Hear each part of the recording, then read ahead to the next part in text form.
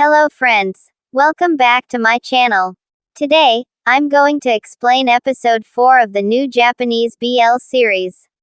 Yatara Yarashii Fukami-kun. Before we start, please support this channel by liking this video and subscribing so you don't miss the next episode explanation. Now, let's get started. The story continues. At the office, Kaji is preparing coffee. He mutters that after Fukami woke up that day, he immediately left as if nothing had happened. Still as cold as usual. As Kaji is about to sit and enjoy his morning coffee, someone greets him good morning, and also thanks him for taking care of him on Friday. At first, Kaji doesn't recognize the person. He even asks who he is. The man turns around. It's Fukami, with a new appearance. Kaji is shocked. The Fukami he knows at the office is always unfashionable, wearing glasses and looking gloomy. But now he looks very refined. Kaji wonders what happened to him, and asks about his new look. Fukami explains that after going out for drinks, he thought he should try to look more presentable. But since he has no sense of fashion, he asked his sister for help, and she got carried away. Kaji mutters that Fukami is seriously trying to change. To him, Fukami feels very different. Feeling a bit awkward, Fukami is about to put his glasses back on. But Kaji stops him, saying he doesn't look strange. In fact, Kaji doesn't even know what to say seeing Fukami like this. Two female employees arrive and greet Kaji.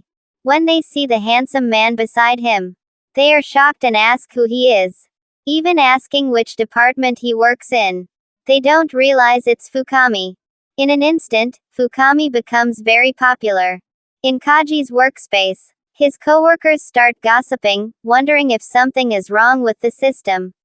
Because there are suddenly many people from the tech department. It turns out the female employees are gathering just to see the cute Fukami. Knowing that, Kaji mutters, "Is Fukami really that cute?" To him, no, because they don't know how Fukami laughs at strange things, or how aggressive he is when he's drunk. All sides of Fukami should belong only to Kaji's secret. At his apartment, Kaji starts exercising, while thinking about Fukami, even though it should never happen. If he truly falls for Fukami, Fukami's image appears in his mind. Kaji remembers their agreement. He must not fall in love with Fukami. Because if that happens, their friends with benefits relationship must end. For Kaji, that seems impossible. But what if it's Fukami who falls in love instead? Even in that thought, Fukami still ends up leaving him. There's another possibility. What if their feelings benefit each other? Kaji imagines it beautifully, so much that he can hardly even picture it clearly. Still, he has never had such a relationship with anyone before. Their personalities are completely different. To him, such a relationship wouldn't work. So how long will their current relationship last? How far can it go? Kaji receives a message from Fukami. He says he's free on Friday. It's the first time Fukami is the one asking to meet. To Kaji, Fukami should have said, "Please come see me." He wonders, when Fukami is alone, does he also think about sleeping with him? Friday arrives. Fukami is seen preparing coffee. He asks if Kaji wants some too. Kaji refuses. Fukami also tells him the bathroom is fully available for him, since he already showered at home. Kaji comments that Fukami has returned to his old self. Fukami says he doesn't really know. Hearing that, Kaji feels relieved. Because the other side of Fukami is something he doesn't want others to see. The way Fukami's messy hair rests on the back of his neck. Maybe Kaji realizes he likes it. Kaji stands up and approaches him. He looks at his neck and kisses it. Fukami is surprised, since he's holding a cup of coffee. Kaji doesn't care. Instead, he asks if Fukami is popular now. Fukami says that's impossible. Kaji mutters that Fukami shouldn't pretend to be clueless after all that attention. Kaji tells Fukami to put his hands behind his back. Fukami obeys. Kaji loosens. his tie and uses it to bind Fukami's hands. Realizing this, Fukami asks what he's doing, and tells him to let him go. But for Kaji, right now he just likes the way Fukami looks at him. Fukami says he doesn't like things like this. But Kaji knows his body is more honest. Fukami kicks Kaji to stop him. Kaji feels the pain. He reminds Fukami about when he asked if there was something Kaji wanted to do to him.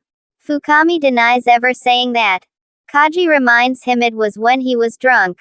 Kaji says he just wants to take the lead this once. He lays Fukami down and starts kissing him. Seeing this, Fukami says that as long as Kaji doesn't hurt him, he doesn't mind. Kaji removes Fukami's glasses and says he would never hurt him. Holding Fukami's tied hands, Kaji wonders, is this jealousy or just his possessiveness? To him, Fukami should only be seen by him. Fukami starts moaning and asks Kaji to untie him. Kaji refuses, saying the only thing Fukami can use now is his body.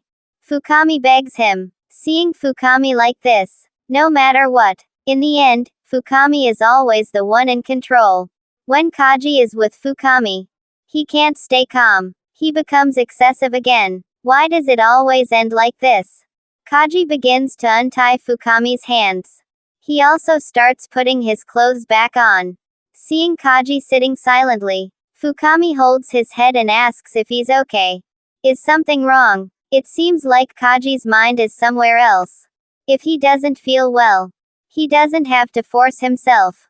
He can say no. Kaji mutters again. This is all because of Fukami. He is always on his mind. Kaji says he didn't come because Fukami asked him to. He came because he wanted to. Fukami just sent him a message. And he felt comfortable. Fukami needs to stop acting like he understands him. Kaji shouts, what does Fukami even know about him? They've only slept together a few times. Kaji then decides that they shouldn't see each other for a while. Fukami understands and leaves immediately. In the past, whenever things became complicated, Kaji would simply end it. It was just a casual game to satisfy his desires. Block them, pretend they never existed, and move on to the next. It always worked, and was very easy to do. But this time is different. If Fukami is so worried that Kaji might fall in love with him, then he shouldn't have been so kind to him. That was the explanation of episode 4 Yatara Yarashii Fukami-kun. If you enjoyed my video, please like and subscribe. See you again in the next episode.